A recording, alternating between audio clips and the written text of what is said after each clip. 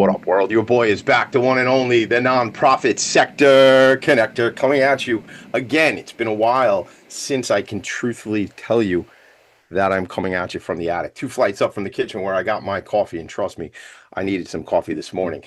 Every single week, I bring you another executive director of a nonprofit, another leader, another CEO, that top officer inside of an organization that is doing incredible work on the front lines of the nonprofit sector. Today is no different. In fact, today is like a double dip because my friend and colleague John Miller is the leader of not one but two organizations, which we're going to get into: Guide Dog Foundation, America's Vet Dogs. We're going to talk about all of this. We're going to talk about John's background, the work he's done, the important work that these organizations are doing. First of all, before I rant and rave, John, good morning. How are you? Good morning, Tommy. Doing great.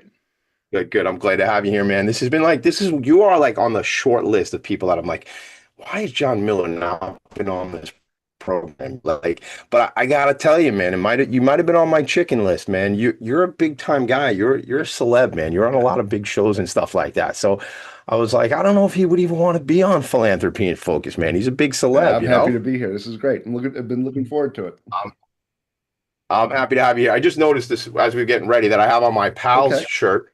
The other show we do, Professionals and Animal Lovers Show. I didn't even realize, not even planned, but it goes right into our theme today. But folks, all I would say to you is I am way deep in reading the applications for the Long Island Imagine Awards right now. So just to tell you what time of year it is, I got on my hoodie from the Long Island Music and Entertainment Hall of Fame. So excited about that place. It actually says on my back, Long Island Rocks. So it is a little bit of a home game for John and I. Although he represents a national organization that is doing national work in the 50 states and Puerto Rico, this is a bit of a home game here on Long Island for me. And John is certainly a hometown hero, as I like to say. So, John, you're a Met fan, aren't you?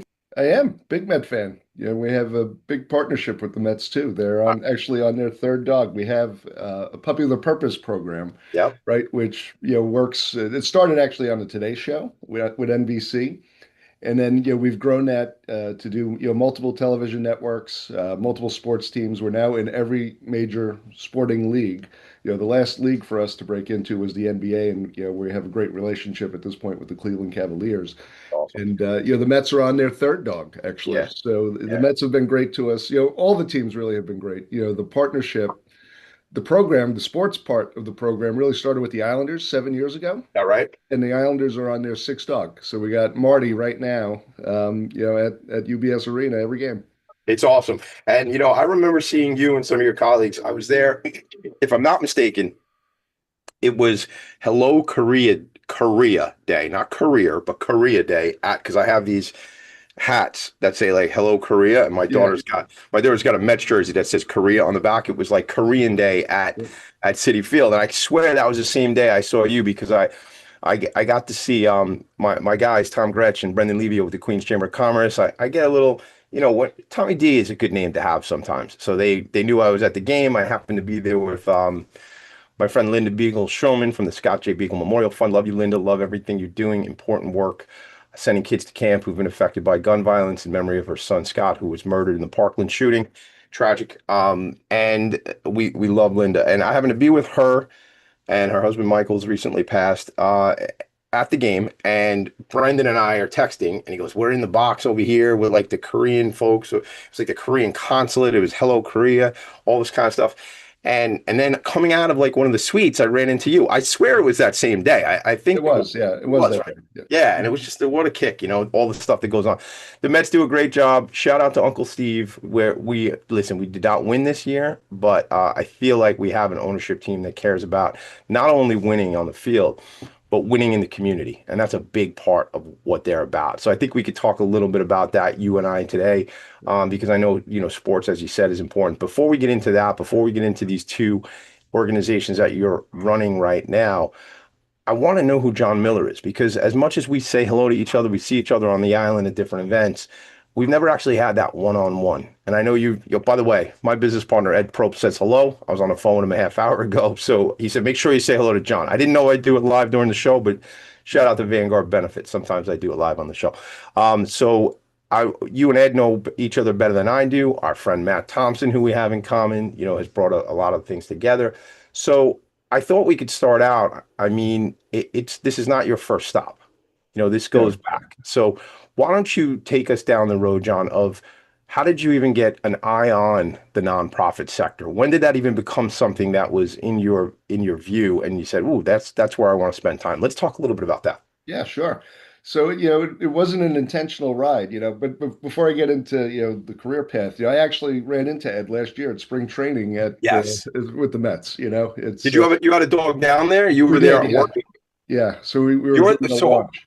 you get to that's part of your gig. It's Yeah. pretty tough life, man. You get to go on tour with dogs for Yeah. that spring training. Yeah, I'll tell you, we do. I'm on the road significantly, and Yeah, it's all good stuff. It's a little bit of a grind at times, right? But sure. the moments we create really are second to none. But I grew up here on Long Island, my whole life. I live about 5 minutes from where I grew up, Yep. and even went to college here. Went to Hofstra, right? Yep. So I got my bachelor's and master's from Hofstra, and right out of school, I was actually interning at the town of Babylon here on Long Island. And, right out of school, um, I went full time with the town of Babylon, was there for about 11 years. I served as the housing director and then as the public works commissioner for both initially, Supervisor Rich Schaefer and then Supervisor Steve Ballone.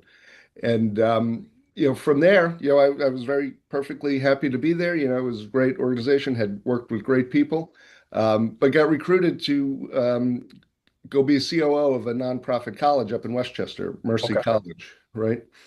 And kind of took me out of the political world, at the time, but give me a very unique, view of the world, really. Mercy's a nonprofit university. Basically, has non-traditional students, meaning adult students who work and are come for their education at night. They've since grown significantly. Um, and then, ultimately, Tommy, I had to make a decision. I was living on Long Island and, commuting up to Dobbs Ferry, Yeah. in Westchester every day. Easily, on a good day, it's 2 hours each way, right? Yeah. And You know two what? hours. If the Bronx wasn't in the way, it wouldn't be so difficult, I think, to be Exactly. honest with Yeah, you. yeah. I always say, man, the tragedy of this island is like, if there ever is anything super bad, like we got to get off this island, we're in trouble, man. There's not a lot of ways out. I mean, if I got, sometimes we'll head up to the Poconos or something like that, man, or I got family down in Jersey. And, there is no good way to get off the island. Yeah, You just got to go like early enough and cross your fingers that they're not doing, 4 o'clock in the morning, road work. right. It's really tough. Yeah, it is. And, there's Yeah. traffic everywhere. Yeah. So it was either, move my family and I still have two kids. My older son Anthony was just born at the time. And so being on the road, all that time after, legitimate, real full All day. days working Yeah. up, at the college, I wanted to stay on Long Island. We weren't going to move. My whole Yeah. life was here. My family, my wife's family, everybody's here. So we're, moving at that point wasn't in the cards. So I won't give you every, position I ever had, but that ultimately, led to eventually going to the food bank for New York City. And Yeah. Before you do that, I'm interested. So I love how that happened. You got recruited from working in housing director and Mhm. public works and things like that. So that sort of draw you. So it wasn't I'm looking to go work in quote unquote nonprofit. It was like this, I'm doing government work. And while that was going on, before you get to the food bank, I wrote this down. Did you or do you have political ambitions? Just being connected to that. Again, I mean, I'd be lying if people don't ask me the same type Yeah. of question. So, but I'm curious because you drop some names of people you're connected to, and you are somebody who is, a man about town, certainly well connected and well thought after. Have you, or do you consider that?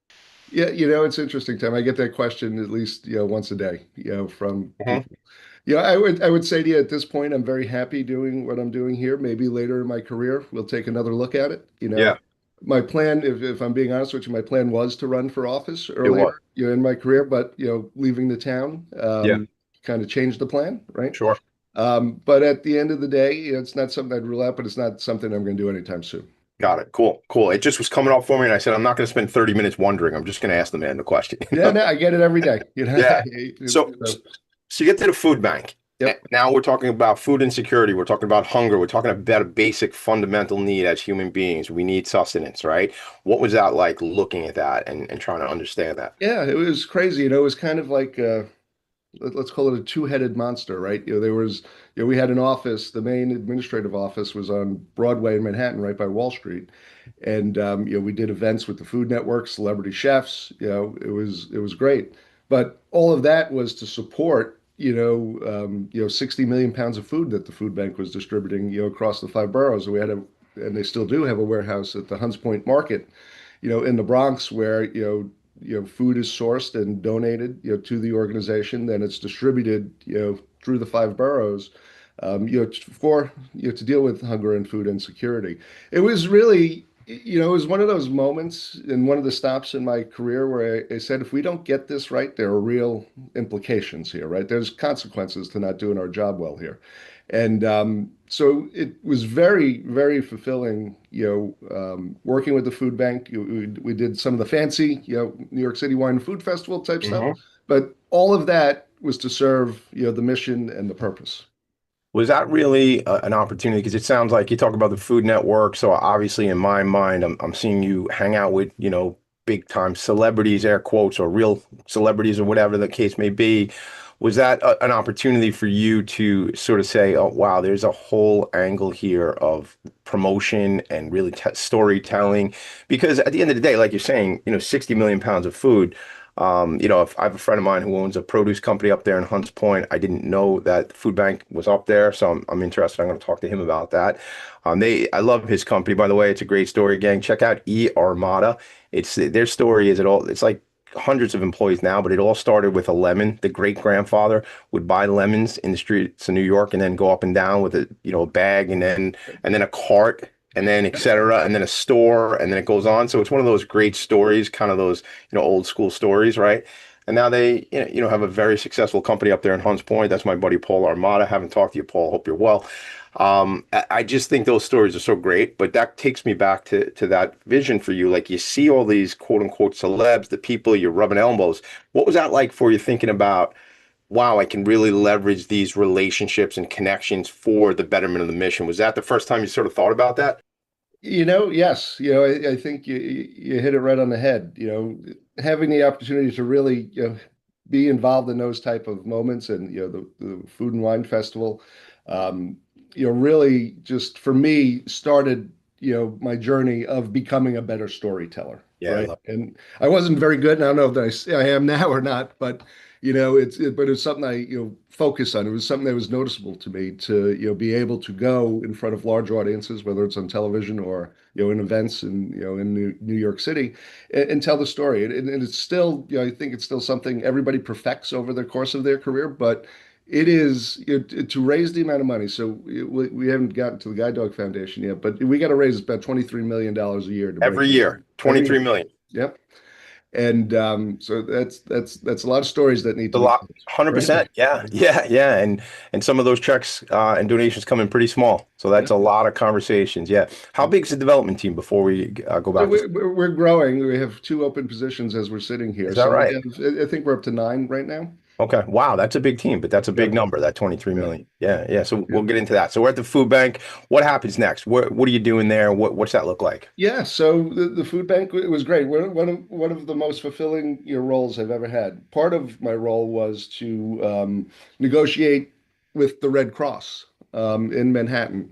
When there was a large apartment fire or an emergency, right? And provide them food, right? And so it turned out the Red Cross had an opening on Long Island, and a couple people from the organization, the Red Cross, had reached out to me about becoming the CEO of, the Red Cross on Long Island. At the time, it was just Suffolk County. Okay. When I took the job, we merged, Nassau, Suffolk, and actually Shelter Island to become one organization, and that ultimately was part of the Greater New York region of the American Red Cross. And yeah, I don't know if I have good timing or bad timing, but at the food bank, I was there during the Great Recession, right? And the Red Cross, I had Hurricane Irene and Superstorm Sandy, right? Nice. So pretty significant events where we had to work. And you talk about the power of the media. I mean, we were doing something. We were doing press conferences almost daily at that point, during Superstorm Sandy, and looking at it, the Red Cross is a great organization. I'm still in touch with many of, the folks here on Long Island as well as, nationally. And I think the one thing, if I'm looking at this from professional development, I talk with Mhm. my team about this all the time, and we're trying to do something here like this. The Red Cross has a very well-resourced leadership development program, right? Where they pick, between 20 and 25 executives from across the country to really put the time, effort, and resources into storytelling, to understanding, the business, right? The business of the organization. And yeah, I'm probably here today because I went through that program, and it was called the LEAD program.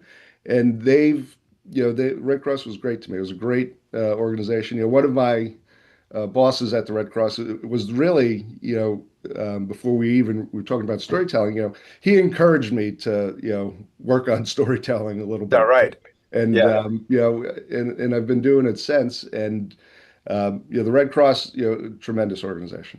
Yeah, I love that. You and I had a quick discussion before the show, but I didn't even bring up the topic of storytelling. That's naturally you and I, and that's where I like how we end up on that theme and really go there because that's the whole thing, man. That's what it is. Like, listen, I've been a sales professional my whole life. Vanguard Benefits, I think we got a great story to tell. And I hang out with nonprofits all day that are telling incredible stories, right? So I think you know, I got a like little hint for the folks in development. You're in sales. Yeah. In case you guys didn't know, guys and gals, in case you didn't know, I actually emceed the AFPLI event last year, Philanthropy Day, and I saw you a couple weeks ago when you were on the panel this year. My buddy Prashant Gupta did a great job emceeing this year. And it's just like I love my fundraising people. Like I love my fundraising people, man. They're the ones who make it happen, man. Yeah, obviously programs, all about programs, right? But we got to bring in that 23 million in the case of what you're talking about. We got to bring in those dollars to do the programs, right? So, and we can all work together hand in hand. It's like sales and service or sales and operations in a for-profit. It's the same thing, man. So, John Miller, I'm glad you're here. We're going to take a quick break. This is back to what we always do it. 2 minutes late for a break. That's the Tommy D style. We will be right back. Are you a conscious co creator? Are you on a quest to raise your vibration and your consciousness? I'm Sam Leibowitz, your conscious consultant, and on my show, The Conscious Consultant Hour Awakening Humanity, we will touch upon all these topics and more. Listen live at our new time on Thursdays at 12 noon Eastern Time. That's The Conscious Consultant Hour Awakening Humanity, Thursdays 12 noon on talkradio.nyc.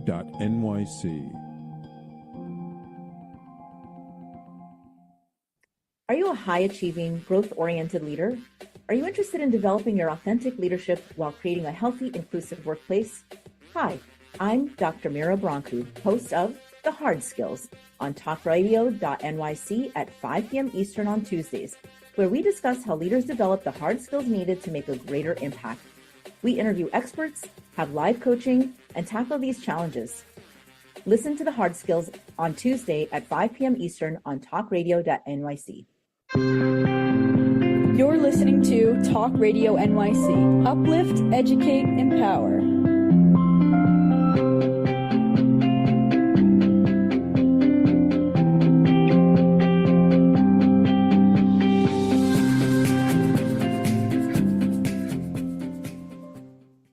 Nonprofits need connections to move in good directions. So cut through all the static.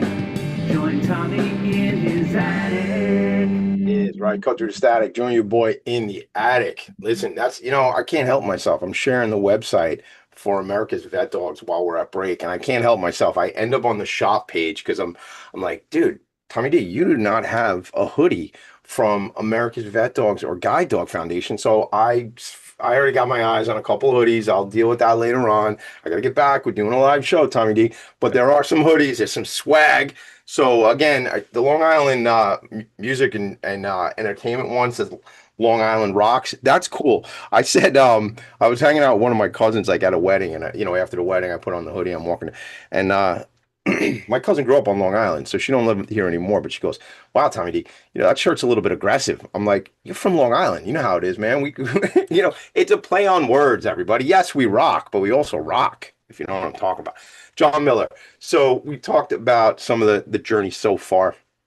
I know after the Red Cross, and I know we have some folks in common that we talked about, and actually, I sort of knew about you through some people before you and I actually met.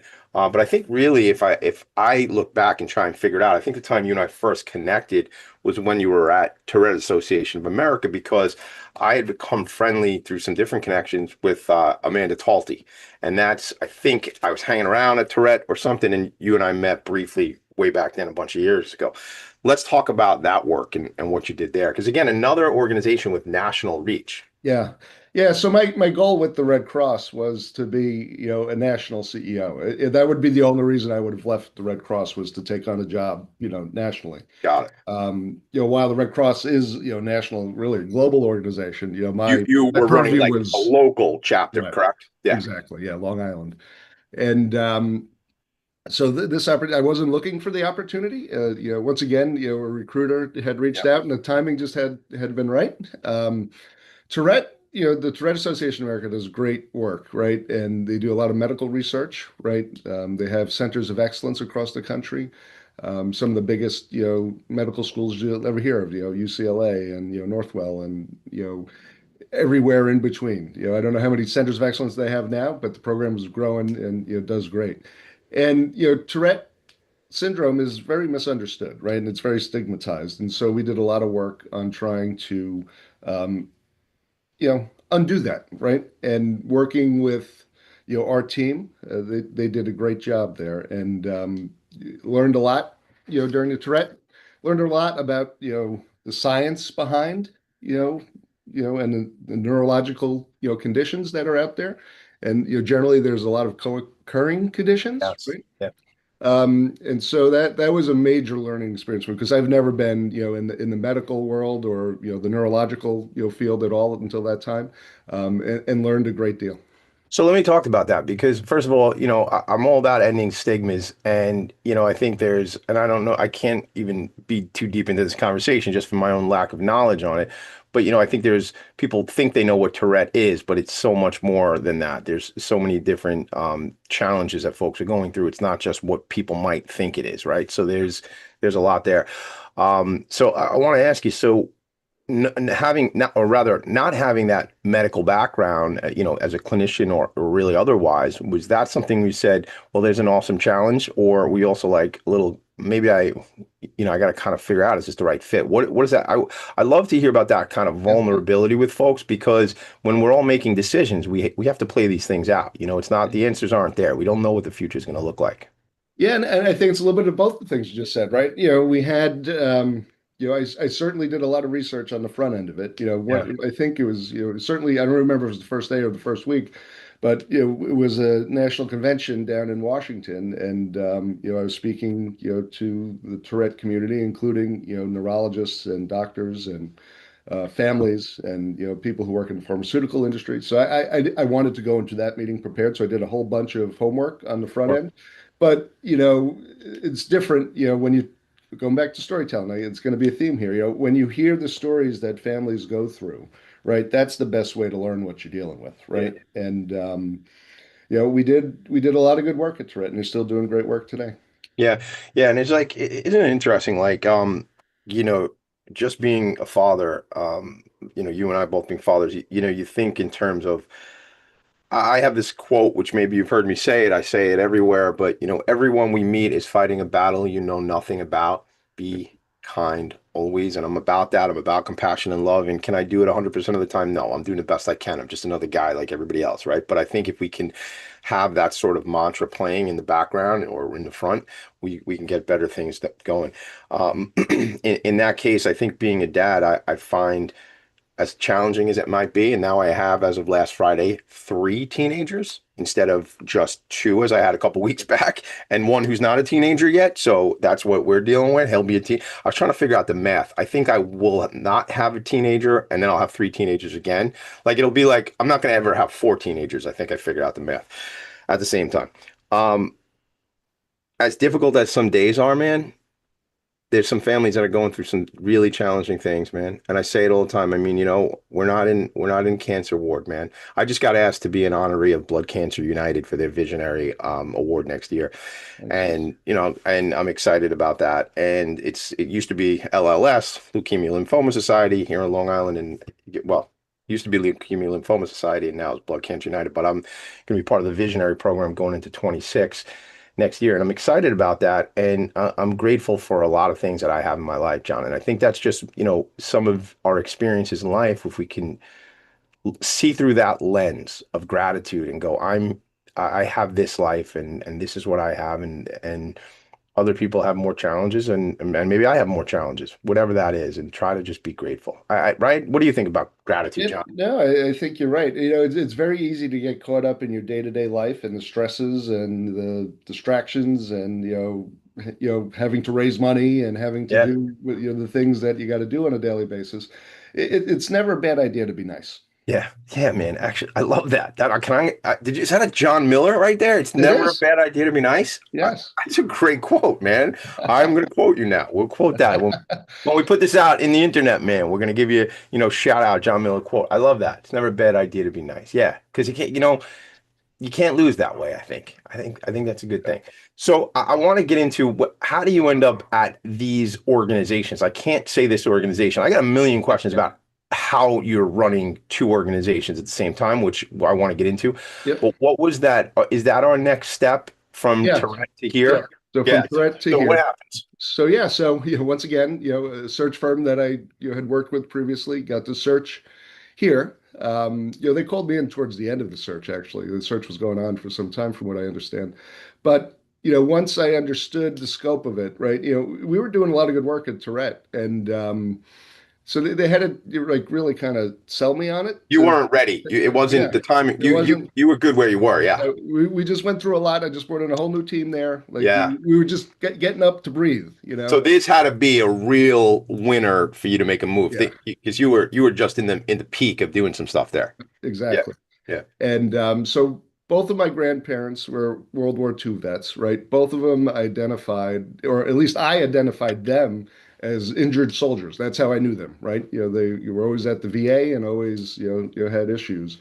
And once I got to learn about, Guide Dog Foundation and America's Vet Dogs, it was a very easy decision. And looking at it, and I didn't know of the organization prior, and I lived 20 minutes away, Yeah. my whole life.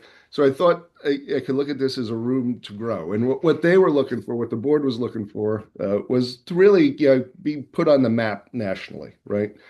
And expand our services and really work, to make sure that everybody knows we're here, right?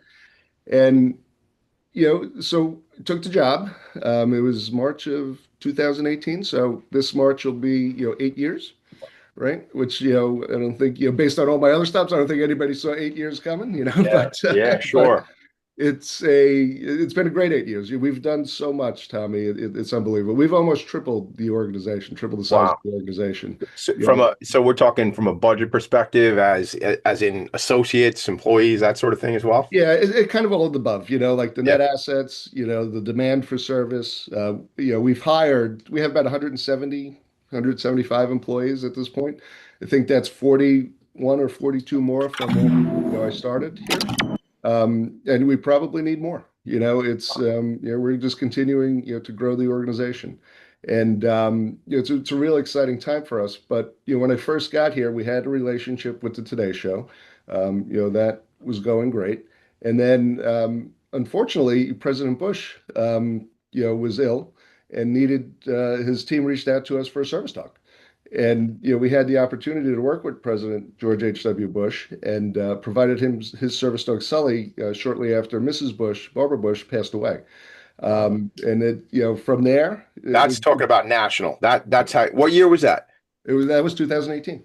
Okay, so this is the beginning of the John Miller regime. My words, not John's words, gang. I said it. No, but beginning of you becoming part of the organization. Yep. The organization, you say the board is looking for you to really take it national, and I don't know a bigger way to get national than sorting out the president with a dog. That's kind of a big deal. Yeah.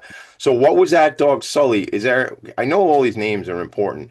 Any connection to Sully Sullenberger or no?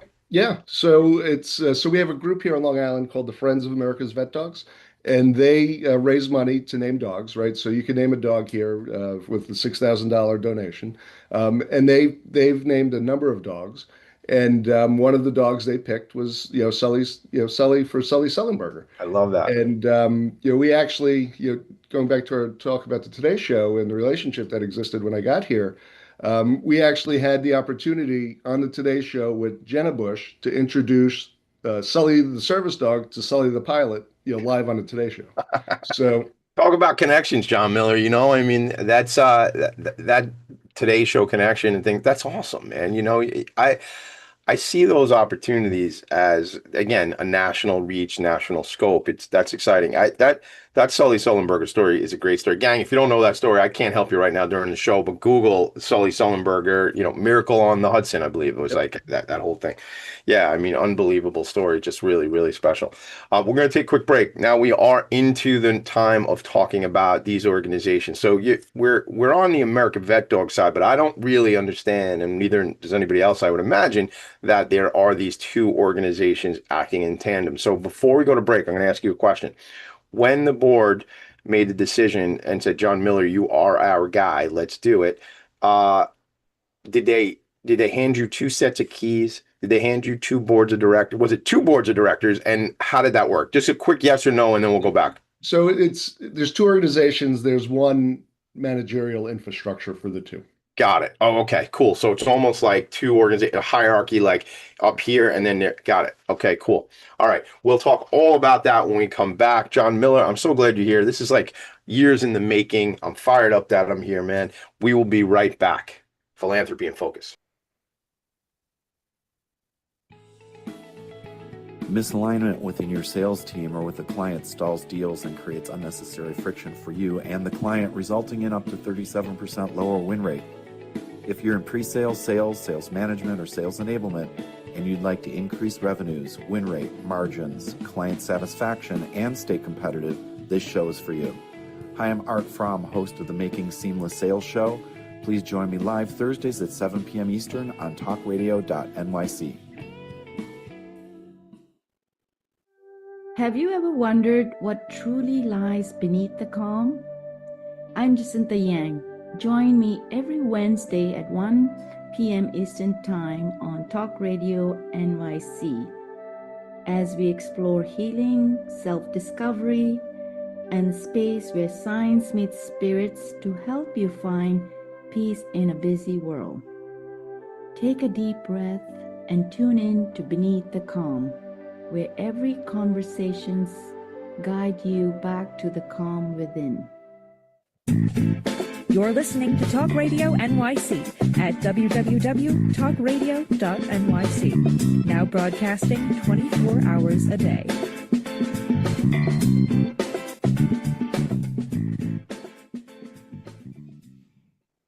Nonprofits need connections to move in good directions. So cut through all the static. Join Tommy in his attic. Cut through all the static. Join Tommy in my attic. But don't actually show up at my house. I'm probably not even going to be here. But that's the story. In the attic, baby. All right. So I was just looking at the website for the couple of the organizations, or both of the organizations. But have you ever heard of this organization called the Good Dog Foundation? I have that. All right. They just kind of came up on my radar. And they actually work with dogs to help them become trained as, like, I could get my guy Cheeto, which I'm interested in doing, having Cheeto trained as like a service dog, and then I can take him out into the community and do cool things and maybe bring him to senior citizen living facilities, or I don't know, maybe schools or different things like that. So a whole nother part of my world is a company called Pals Media Group, where we run the Professionals and Animal Lovers Society, and we run Pals, the show, the Professionals and Animal Lovers show. That's my partner, Valerie Heffron, my business partner in those ventures. And she and I, and we started that show back in 2001 and really have built great momentum. And that's actually how I got my guy Cheeto. He's adopted.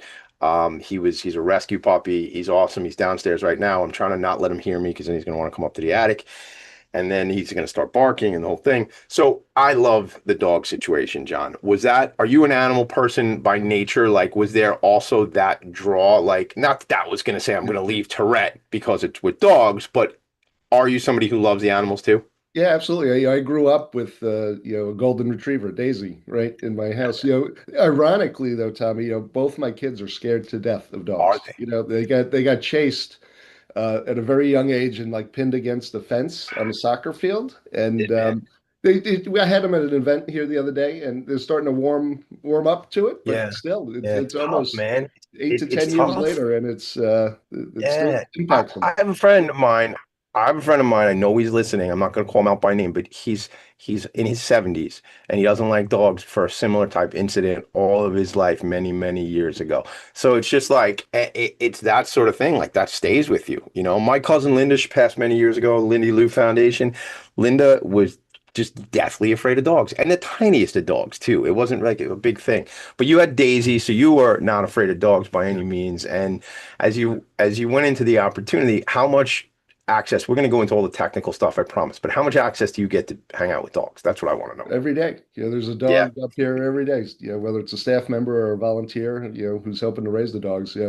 We have no lack of dogs here on a daily basis. It's a Mm, great and it's a great environment. You can just, every time a dog walks in the room, so the mood changes. it certainly does. Yeah, yeah, I know that for sure. I'm on the board of horseability and talk about, the mood changing. Whenever I go out to the farm, my mood changes. I feel like my blood pressure going down. I feel calmer being around these animals. I really do. And dogs can do certainly the same. Horses at a way other level, but dogs for sure. So let's talk about this. You're there now. You take on this role, going on 8 years ago now. And you've tripled up to this point the size of the organization. But like those early days, what did you see? I wrote down professional development and that program you had at the Red Cross that you thought and not that you thought was so influential in your growth. And I take it as a leader, you see PD, professional development, critically important. Maybe somebody's in this role now, but where do they want to go? Where do they want to get to? How do we support them? Yeah. Was that already in the culture at your organizations, or did that have to be added in? Talk to me about. Yeah, we added it in when I got here. We work with a firm called One Purpose Performance, who does a lot of, like the personality typing and how to get Sure. along with your Yeah. boss and, the basic stuff, Yeah. right? And like how to best communicate with me and, Yeah. how should I communicate with you, I right? love that. And Yeah. that is, filtered in now over the 8 years almost to, executive coaching for certain members of the staff. And what we're really doing now, we're just on the front end of it. We expect that we'll have an announcement, for the staff here next year, is really doing the career path planning for people, right? And you know, the jobs here, it's easier to find a CEO than it is, a certified, dog trainer, Sure. Yeah. and so we got to focus on building our people, right? And the high cost of living on Long Island is not helpful, right? Not at all. And No. but at the end of the day, we invest in our people, and we're going to continue to invest in our people. It's critical for the mission. There's no question. Yeah, I love hearing that, John. And not I very rarely spin into conversations around our company, Vanguard Benefits, but we just announced the first four Hall of Fame, the Vanguard Benefits Hall of Fame employers recently. We need to have a conversation, you, Ed Probst, and I. Shout out to Travis Carey, by the way. Travis is a buddy. I know he's doing great work with you guys. We should have a conversation and do an analysis about your organizations being Hall of Fame employers, because just what you're talking about is what it is. It's about bettering people, growing people, career pathing, and adding in, those strategic benefit options for people. Whether our clients, whether a Hall of Fame is our client or not, that's not the thing. It's about, are they doing the right thing by their people? Really thinking about being an employer of choice or a Hall of Fame employer. So I'll follow up with you on that because I'd love to get you guys to discuss that with us. So you're there now, and you get there. You're setting things up. You're looking around. What was it that you said? All right, what do I have here, and what do I need to do here? And while we're doing that, let's weave in programs and all that kind of stuff. So yeah, I think to just simplify it, yeah, the organization was in a great spot, right? It wasn't like a turnaround situation. It wasn't, coming in on a scandal or anything like that. It was, cliche, but this was a good to great exercise, Sure. right? I love that. Yeah. And I think if I bring anything to the table, it's thinking bigger, right? The thought that A, we're never going to be afraid or ashamed to tell our story, right? B, we belong at every major corporate table in the country. We Yeah. belong in the White House. We belong, at Congress, and that's kind of how we've developed this over the last couple of years. But it's very simply, and I said this the other day at the AFP meeting. You got to go for it, right? We're not going to be afraid here, right? Not everything's going to work, but the better job we do, the more veterans, the more people with disabilities we're able, to serve. And I think it's important too. It's very easy, Tommy, to fall into the trap. Okay, where are we with the numbers? I track it on a daily basis almost. Yeah. That's probably not healthy. I wouldn't recommend it to your Yeah. No, listen, man, your I audience. can't do an event without checking the Eventbrite hourly to see how many people. So I'm a sales guy, man. It makes all the sense in the world to me, like numbers. What do we got? How do we got what? Is it healthy? I don't know, man. Did it get you to 23 million? Is it going to get you there? Then it works. Yeah, yeah, good point. Yeah, good point. But yeah, so it's the thinking bigger mentality, right? And it's taking those, looking at the pieces, and we have a lot of pieces across the country where we have people in all 50 states, right? Whether it's our graduates, volunteers, Yeah. employees. Tell me through, what's that look like? You have pieces everywhere. What's that? Yeah. What's going on there? So here is our physical plant is here on Long Island, where I'm talking to you from today, in Smithtown, and it's our only physical plant. So probably about 135 of the 175 people we have are operating out of this location, and the other folks work remotely across the country. And they do training, they do graduate support, and everything we do, Tommy, is free, right? So every time we add an expense or give somebody a raise, that 23 million number Yeah, goes you up gotta go plus find it. Yeah. whatever it takes Do there. you, is any money, how dare I use the word federal money right now, but any federal, any state, local, that you got dollars Yes. coming from So there? It's not. no state, no local money. Okay. We have one grant that was just eliminated. It's called the Wounded Warrior Service Dog Program. We received at its peak about $1 million a year. Wow. But other than that grant, every dollar we That's all get is philanthropy? fundraised. Yep. Yeah, All that's awesome. philanthropy. So I'm doing some work, John, which I don't think you and I talked about, but I'm doing some work with an organization called Satel Institute. I haven't connected you yet with Paul Howard. You're gonna have to meet him.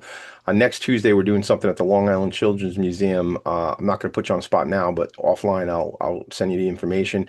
But we're hosting an event about corporate social responsibility, a panel discussion. So Satel Institute is a fully funded, nonpartisan, nonprofit organization that is all about corporate social responsibility. And for-profit businesses become a member of Satel Institute to convene, to collaborate, and discuss CSR, corporate social responsibility. But when they become a member, they also bring along a nonprofit organization as a member. I think it's like right aligned. If you're telling me your organization is raising $23 million just through philanthropy, sponsorships, connections, relationships, obviously, dollars and coins add up to millions of dollars, right? So that's a Absolutely. big part of it. So I want to get you connected to what we're doing at Satel Institute, specifically on Long Island. I think it's right in your wheelhouse. So we're going to take a quick break. When we come back from a break, what I want to do is let's dive into programs, what it looks like. I need a dog, right? I'm visually impaired, or I have another disability. I need a dog. I need support there. Or, when we talk about our veterans, which you and I, neither one of us have the time to go into how much our veterans are underserved, in my opinion. One man's opinion, okay, gang? One man's opinion. And I'm not a veteran. I appreciate the work every veteran has done for us on this country. And I meet a lot of veterans and veteran organizations, and I've learned over the years how folks are really battling. It goes back to my everybody's battling something, right? And I'm just so grateful for your organization serving our veterans, John, and we'll talk more about that. So if somebody's a veteran and they need a dog, or somebody's a family member of a veteran and says, look, my brother, my father, my sister, my mother would benefit from having an animal.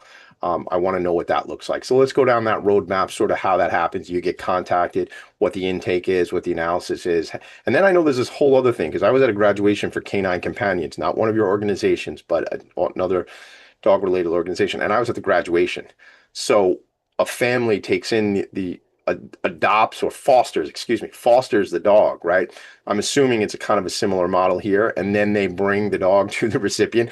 Yep. Dude, nobody thought I was the toughest guy in the neighborhood to begin with, but I would tell you I'm crying watching the dogs move from the foster family over to the eventual recipient. So I want to talk about that when we come back, talk about what's upcoming for the organization, how we can help. How's that sound? That's great. All right, we'll be right back. John Miller, Tommy D, Philanthropy in Focus. Right back. On Frank About Health, we're not just talking healthcare. We're managing disruption and innovation. Over the last 4 years, I've taken you from epilepsy and COVID to mental health, caregiving, and now the front lines of healthcare transformation. Stay tuned for a healthier future as we bring on the innovators, professionals, storytellers, and advocates who show you how to own your healthcare every Thursday at 5 p.m. Eastern Time on talkradio.nyc. Are you a purpose-driven individual looking for deeper healing, clarity, and growth? Welcome to the Expansion Room, a transformative space for purpose-driven individuals. I'm Siobhan Larice, host, licensed therapist, and coach. Join me every Wednesday at 5 p.m. Eastern Time on talkradio.nyc. You're listening to Talk Radio NYC at www.talkradio.nyc. Now broadcasting 24 hours a day.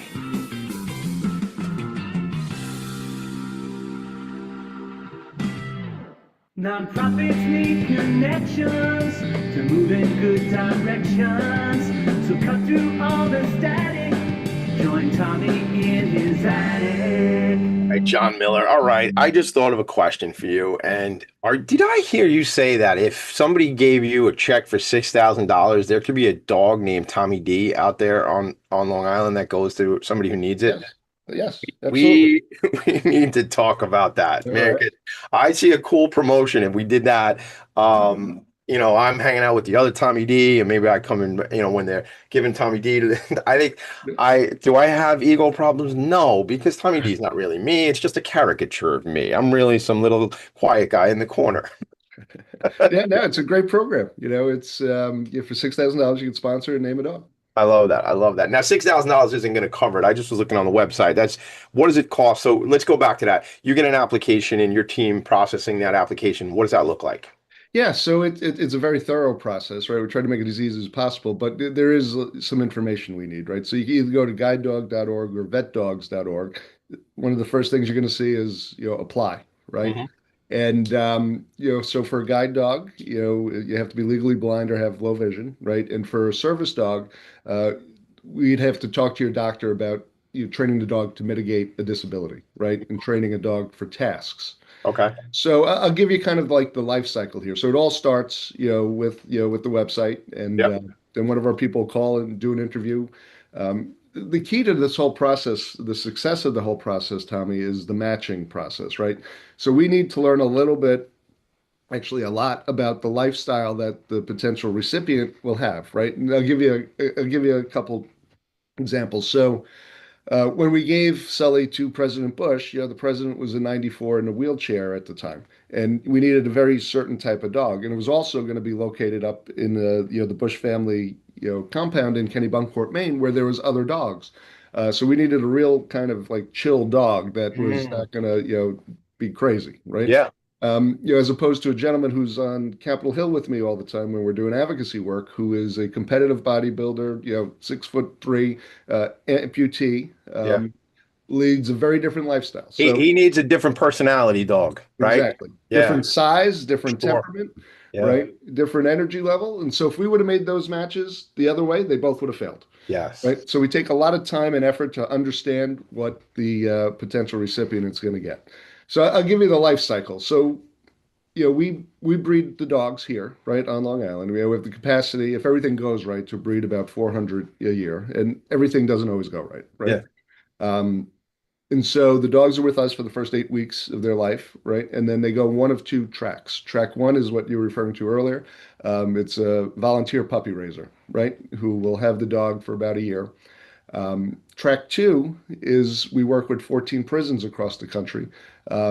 to train the incarcerated individuals to train the dogs, right, and give I them love basic that. obedience. Yeah. I love that program. I love that. I just got to stop you right there, man. I absolutely love that. I have a colleague of mine who runs shelter. It's actually where I got Cheeto from, called Positive Possibilities. Her name is Deborah Whitney, and Deborah goes into the prisons and does the kind of work you're talking about. So I love that. So first of all, any way we can work to rehabilitate folks who are incarcerated and provide services. Gang, we're supposed to rehabilitate folks, not just leave them there, right? We're supposed to provide these services. So I think that's great. Was that an existing program with the prisons, John, or is that something that came in while you were there? Yeah, no, it was here long before I got Yeah, here. that's awesome. It's yeah, like I said, the organization was in real good shape when I Oh got yeah. here. It's they did a lot of good creative things, and so at that point, the volunteers, and if anybody's interested in volunteering, we're not asking you to be professional dog trainers. We just want you to, have the dog like a regular dog, socialize, and basic house obedience, which we support. Right? There's online classes and there's in-person classes throughout the country, right? And we try to make it as easy as possible for people. And if people don't want to take on a full-time commitment, you can do it just on the weekends as well. Oh, is that right? Oh, Yep. wow. So where does the dog stays with your team during the week, and then the family take them on the weekend? Depending on where they are in the life cycle, Yeah. all of the prisons, the dogs come out for the weekend. They get furloughed, so to speak. Yeah. So they have, and that's because they need to, have different exposure to different environments, right? Yeah. Yeah. But yeah, you can do it just for the weekends, or you could even do it, if somebody's going on vacation and can't bring their dog somewhere, you can Yeah. do it on demand, right? Let, Basically. Yeah, I love that too, though. Let me ask you a quick question. Is that, in that example with the bodybuilder on Capitol Hill and President Bush, how you talked about the temperament and the style of the dog, is that also taken into consideration who the recipient's going to be, where they go? Like this dog should be with a family versus in a prison setting and that sort of thing? That decision isn't made up front, so basically at the 14 to 16 month mark, the dogs will all come back here to be assessed, right? Okay. And that's when we'll see, how big they are, what their temperament's like, Okay, got it. the energy level, and then it's Oh, not so it's just not been predetermined since they're no. puppies. That's all going, okay, look here. Okay, got it. Yeah. So at the end of that process, that takes about a month for us to make those matches, right? And so it's not just okay, Tommy D's next on the list. Here's the next dog in the door. It doesn't Right. work like that. You might be next on the list, but unless we have A the dog right that type fit. of dog, you'll stay on the list for a little bit. But so once that match has been identified, then there's 3 months of custom training specifically for the recipient, right? Yeah. So we know, let's just take a veteran. Many veterans have mobility issues and PTSD issues, right? So that dog will be trained specifically for the person and the disability that they're trying to mitigate, right? At the end of that 3 weeks, what you were talking about before, there's a graduation where we bring together, right, the whole community, right? So we bring in the puppy raisers, we bring in the financial sponsors if somebody named a dog, and they get to meet, the end user and, the recipient of the dog. And it's like you said, it's always a very emotional, very emotional situation. You see those families too, the foster family, or the volunteer puppy trainers, and you see, first of all, like that whole thing about fosters usually fail, gang. That's what I've learned. Foster fail is it's a sneaky way for somebody to adopt a dog, But in this scenario, it's not an option, right? You're giving the dog back. Yeah. And to watch some of those folks who had raised the dog, and again, it wasn't your organization, it was Canine Companions, but similar model, to hear the families and their gratitude to be able to have done this for someone else and be able now to give that. It was one of those things, they say, win, win, win. It was like that, man. It was just everything was great. Everybody was jazzed and happy. So tell me, please. Yeah, when you meet the end user, it makes it easier to give the dog back. Yeah, right? really. Yeah. That's everybody's concern. Yeah, I hear that every day too. I can never give the dog back. Yeah. Well, when you meet where the dog is going, you'll understand the higher purpose, and then we're ready to give you another one, right? Yeah, we'll get you another dog. Yeah, Right. I love that. Yeah. It's like leasing a car, man. Who wants to drive the same car for 10 years? No, a new car every 3 years is great. Tell me how we can help, how we could support, what's upcoming for the organization. Yeah, so we got a lot of big things coming up. So the first thing I'd say to everybody is I try to keep our messaging simple. there's three things we need, right, as an organization. And it's, it lines up better with America's Vet Dogs than it does Guide Dog Foundation, just based on the acronym. AVD, right, America's Vet Dogs. What we need people to do is apply if they have a need or if they have a family member who thinks they could benefit from a service dog or a guide dog. Volunteer, right? We have 175 people, but we have about 1,600 volunteers. We are at our core a volunteer organization, right? Yeah. And then D, you want to take a guess at D? I'm thinking it's gonna be donate, man. I'm Got thinking it. Yeah. $1 million don't just show up, man. Yeah. You got it. So I apply, love volunteer, donate. That's how you can help. But so I'll tell you about a couple of things that we have upcoming. So Yep. the last 3 years, almost 4 years now, we were selected 4 years ago to be the recipient of proceeds from a congressional bill working with the United States Mint. It's called the Working Dog Commemorative Coin Act, right? And I said yes to this thing before we really knew all that had to be done. So let me tell you, the story. So I've since found out, that probably about 95% of these efforts fail, right? You can only do, by law, you can only do 2 a year, and there's special rules to get a coin passed. You need a supermajority of the House and a supermajority of the Senate, and then you have to get the president to sign it. And so it took us, basically 3 years and 2 Congresses, because if you don't get it done in one Congress, you start from zero and do it again. And to be elected Speaker of the House, Tommy, you need 218 votes, right? Right. To get a coin bill considered, you need 290, right? So we got to, it took us 3 years, right, in 2 Congresses, but we got to 299, and eventually it passed unanimously in the House. Oh, that's awesome. We got 67. You need 67 in the Senate. We got it to 71. Okay. And then passed the Senate unanimously.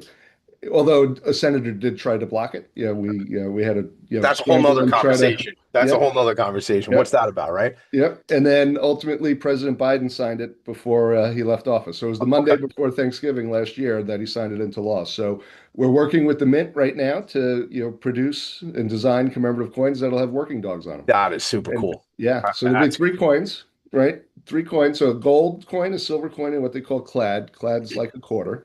So on the gold, the final designs have not been selected yet.